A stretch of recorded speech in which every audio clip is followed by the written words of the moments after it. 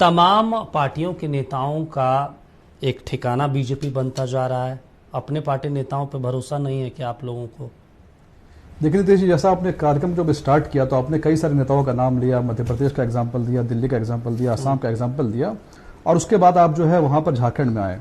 तो मैं आपको एक बिगर पिक्चर दिखाना चाहूंगा। जैसा कि आपने देखा होगा, आपने सुना भी होगा, एक कहानी है जिसमें एक हाथी होता है और हाथी को अलग अलग लोग पकड़ते हैं। कोई कहता है कि ये जो है सांप है, कोई कहता है दीवार है, कोई कहता है पेड़ का तना है। लेकिन उस पिक्चर को देखने के लिए हमें पूरे हाथी को देखना होगा, तभी हमें ये पिक्चर जो है क्लियर होगा।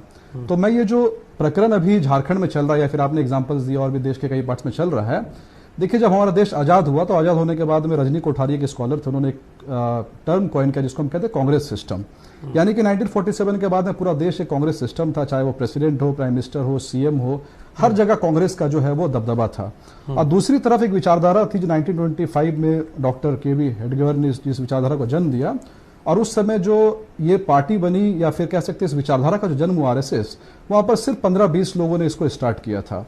लेकिन धीरे धीरे धीरे धीरे भारतीय जनसंघ बना, उसके बाद बीजेपी बनी, और जो बीजेपी कभी 2 सीट पर थी वो बीजेपी एक समय पर आकर के 303 पर जाकर के चली गई। तो अगर मेरा ये कहना है कि ये सिर्फ झारखंड की बात नहीं है, ये सिर्फ आसाम की बात नहीं, दिल्ली की बात नहीं है, पूरे देश में एक आइडियोलॉजिकल शिफ्ट देखा जा रहा है। अगर आपने आज के कार्यक्रम को देखा होगा तो आज जो लोबिन हेब्रम जी ने ज्वाइन किया या फिर चंपाई सोरेन जी ने ज्वाइन किया, तो जितने भी लोग ज्वाइन कर रहे हैं वो कहीं ना कहीं इस बात को कह रहे हैं कि हम बीजेपी की जो विचारधारा उससे इन्फ्लुएंस्ड है, हम प्रधानमंत्री नरेंद्र मोदी जी से इन्फ्लुएंस्ड है। तो पूरे के पूरे देश में ये एक आइडियोलॉजिकल हम कह सकते हैं सर्च हो रहा है, और जो भी रीजनल पार्टीज के लोग हैं या फिर नेशनल पार्टीज के लोग हैं, वो कहीं ना कहीं बीजेपी को एक उम्मीद की नजर से देख रहे हैं, एक आशा की नजर से देख रहे हैं कि यहीं पर जो है देश का भविष्य जो है, समाज का भविष्य जो है, वो उन्हें इसी पार्टी में दिख रहा है, और तभी वो हमारे पास जो है वो आ रहे हैं। अच्छा, नहीं, लेकिन एक बड़ा सवाल है, आप विचारधारा का जिक्र कर रहे हैं, चंपाई सोरेन, लोबिन हेब्रम, ये तो पूरे राजनीतिक करियर में ही आप लोगों के खिलाफ ही लड़ते रहे हैं। देखिए, अगर आप चंपाई सोरेन या फिर आप खास करके लोबिन हेब्रम का अगर एग्जांपल आप देखेंगे, तो लोबिन हेब्रम ने भले आज भाजपा का दामन थामा है, लेकिन आप पिछले 2-3 सालों से देखेंगे तो हमेशा उन्होंने जो जन मुद्दे थे उनको उन्होंने हमेशा उठाया है।